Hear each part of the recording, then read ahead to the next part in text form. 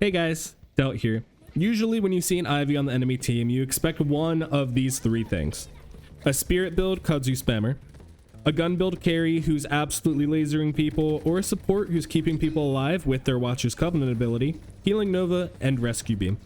But have you ever seen an Ivy just be an absolute tank?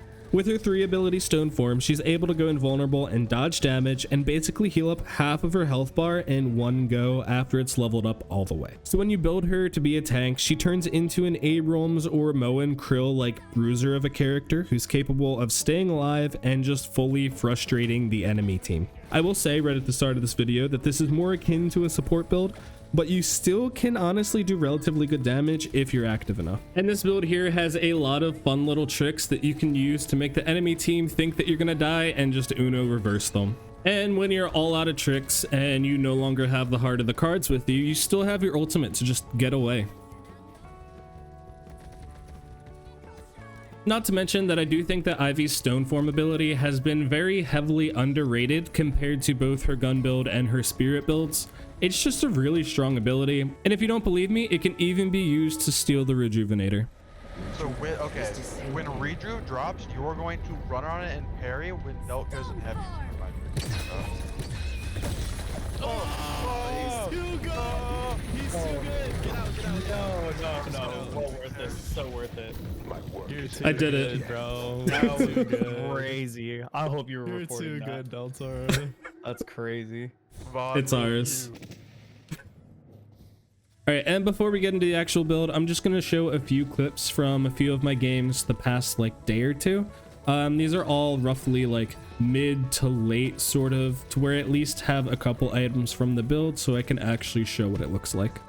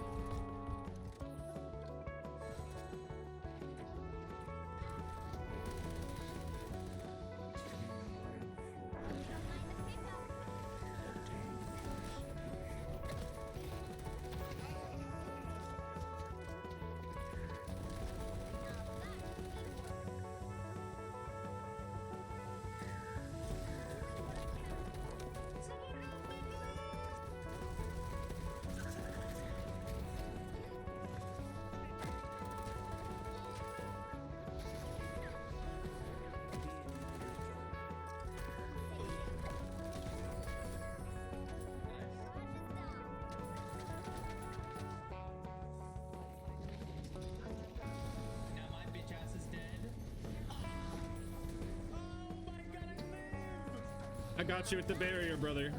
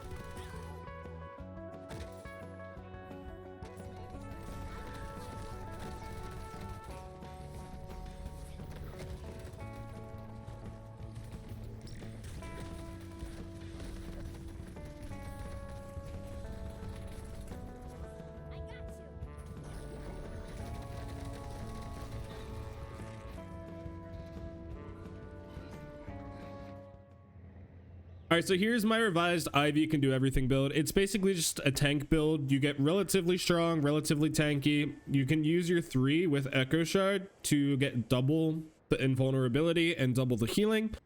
And we also just have melee items like melee lifesteal and life strike. I'm not going to go over every single item in this build, but I will talk about some of the weird ones or some of the very important ones. Starting off, we have duration extender. This is a really important item because once you get your 3 leveled up twice and you have duration extender, when you hit your 3, you have a guaranteed heavy melee. They will not be out of their stun in time to be able to react to a parry. So just to show it again, you just do that and you hold your melee down and it'll automatically do it. If you don't have duration extender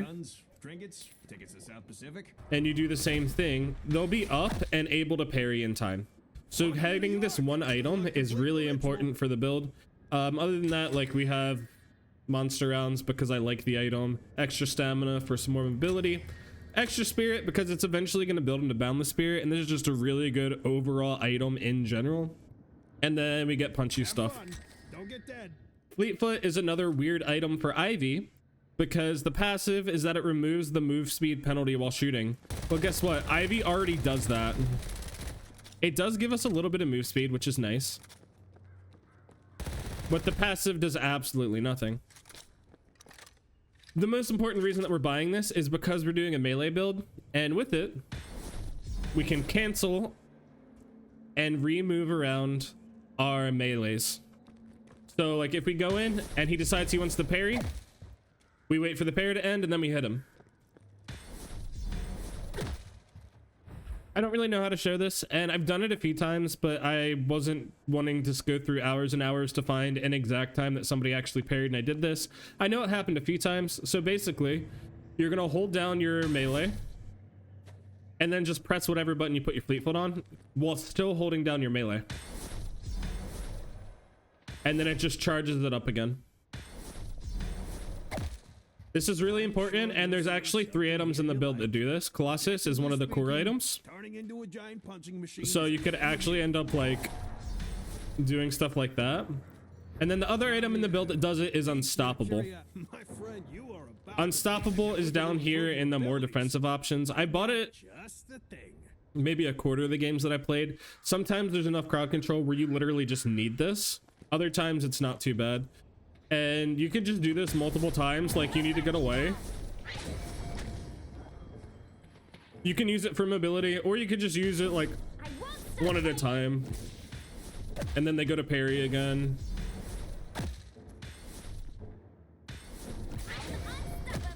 And so that's just really important to know with those 3 items.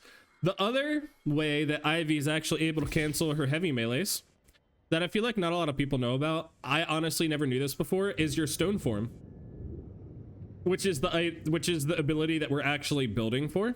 So early on in the game, people are going to try to parry you, and you just go ahead and you stone form and cancel it. And since they just parried, even if you don't have duration extender, they won't be able to parry again. So you could just do a heavy melee for free. All right, rest of these items are all relatively self-explanatory, I feel like.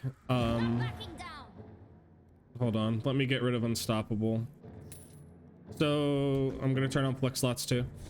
So Life Strike is a really big slow. If you saw one of the clips in the intro, the Viscous that I was chasing down literally couldn't move, and that was because this put a 60% slow on him. So people do need to parry if they want to get away from you. And since we have so many different ways between our 3, our Colossus, and our Fleetfoot to cancel our heavy melee, then we should be fine, and we could just stick to people. I usually have this like this. And Divine Barrier. Stay safe out there. Again, in the intro clip, we saw how I used it to protect Yamato and get her out. It's not the biggest shield, but it's 260 bullet and 260 spirit that you can put on yourself or anyone for free. And it is only a 30-second cooldown. That'll give us 260 bullet and spirit shield. That's basically one ability and like a half a clip of something. It's really useful, especially this early on in the game when people don't have too much damage built yet. We can drop it later for something else, but early on I feel like it's really useful. And healing booster makes R3 heal for a ton, especially when it's fully leveled. So just for example, we use R3 plus 700, almost 800 health. Our next item is improved cooldown, blah blah blah. Echo shard is important. Discerning taste. You know how we just got 800 health back? Well, let's do it again. Cooldowns come back. Let's do it again. I'm not going down. One, fight. You can't two. hurt me. Plus 1500, almost 1600 health. So usually, you don't really need to use those back to back for the most part. You're just going to use your 3. And then try to stick to someone. And then I would just echo shard immediately just to be safe. And then whenever you need it again, you could always just boop. And congratulations, you're good. Oh no, I need to get out now. Get behind a wall, you could use your ult then, and you can just get away. Really useful. I was definitely underselling how useful this item was at first. All right, and then we have Torment Pulse and Warp I Stone. don't go selling these to just anyone. So usually Warp Stone I don't always get, but it is nice just for even more mobility. And it's also giving a bullet shield or a bullet resist whenever you use the active. So that just makes you even tankier.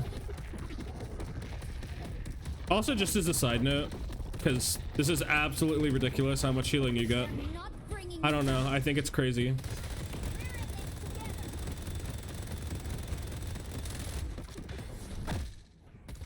Like, it's pretty dumb. I know this is a Guardian, but like... I got this. Yeah.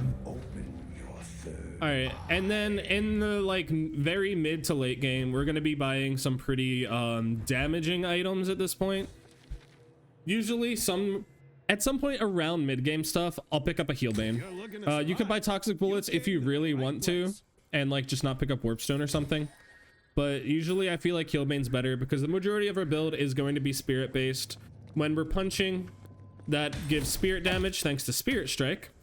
Our what's it called, Torment Pulse is applying that heal bane, and so is our 3 and our kudzu, and our 4's bombs.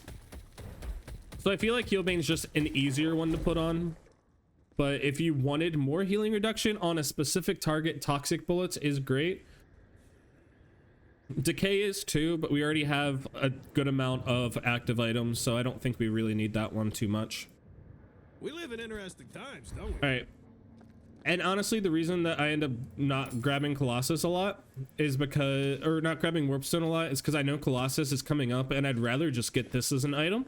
It's giving me more melee, weapon damage, bonus health, and whenever we use it, we're gaining more bullet and spirit resistance, 40% each. And people around us, so in this little circle, are being slowed. And remember that this item is also very important because we can melee cancel off of it, so now we're on someone and they're slowed by life strike. We can just stick to people really well. And then mid to late game, at this point, we're just ending up getting our core spirit damage items. I usually drop Divine Barrier at some point around here to get escalating exposure. Good luck completing the ritual. Our extra spirit turns into improved spirit. Usually at this point in the game should be over. If games are lasting more than 25 minutes on average, 25-30 minutes, something is going wrong, or the teams are very, very equally matched up, which I feel like doesn't happen often. And then here, you can pick up Spirit Duration if you want it. I usually just put it on my one at this point, since we have a decent amount of escalating exposure and other spirit items, just to keep that on the ground more and just be annoying, because at this point it is doing relatively decent damage over time. But you could put it on your 3, you could put it on your 4, it doesn't really matter too much. And then Diviner's Kevlar, I will eventually finally get rid of Spirit Strike for. Just because when we use our ultimate, more often than not, we're going to be using our ultimate to engage anyway. And now we have almost 1500 more effective health that we just drop in. Finished yet. And we're in there now.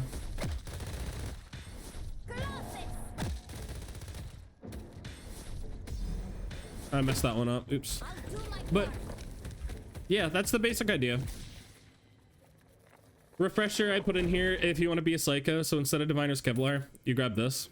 Just when your enemies think you're out of touch, And you use 'em basically all that does is you go in Everyone should with your announce you. ultimate. And then you can go absolutely crazy because boom. Echo Shard. And then you get another Isn't over. thanks to your Echo Shard. And then if you're scared and you're dying, you could Refresher. And then guess what? You have another 3. Mucho más que eso para matarme. And by this time, you're getting pretty close to getting your Echo Shard back again. And you could probably just last long enough to have a 4th stone form that you didn't have to wait a full cooldown for. So yeah, that's pretty crazy. If you wanted to fill in your weapon item, you could definitely do that with like pristine spiritual overflow, but I don't think that's really the best other than for the spirit lifesteal and the bullet shield health. I would just say pristine spiritual overflow, or maybe just like a cheap soul shredder or something. But again, if you're at this point in the game, you're probably, the game should be ending, so you don't necessarily need something at this point, but I would probably just do like soul shredder. All right, so I hope you guys try this build out. I hope you enjoy it because I've been having a ton of fun just being a menace. Katsubon. Like, it's so much fun that somebody parries and it's just like Uno reverse. And at the end of the game, you end up getting close to about 4,000 health. And that's not even mentioning the fact that you just heal it all back up They're with not bringing me down. 2 of these. I got this. And if you go Refresher, because you want to be an absolute psycho, you're getting more Spirit bullet resist. Whenever you proc Colossus, you're getting 40% both Spirit and bullet resist. And yeah, you just sort of are an unkillable menace. I will just say once again that this is not a carry build. It's more so a frontline support. I want to be really annoying and not let the enemy team really do too much kind of build. Like, if the enemy team focuses you, your team should be killing them. That's the main idea. It's sort of like a Moe and Krill or like Discount Abrams, I guess. But once again, our ultimate sort of makes up for the fact that we're like a quote-unquote Discount Abrams, because we're also silencing enemies, and we could also just very easily grab our teammates and throw them in like I did with the Yamato in the intro. So once again, I hope you enjoyed it, and I hope to see you next time. Peace.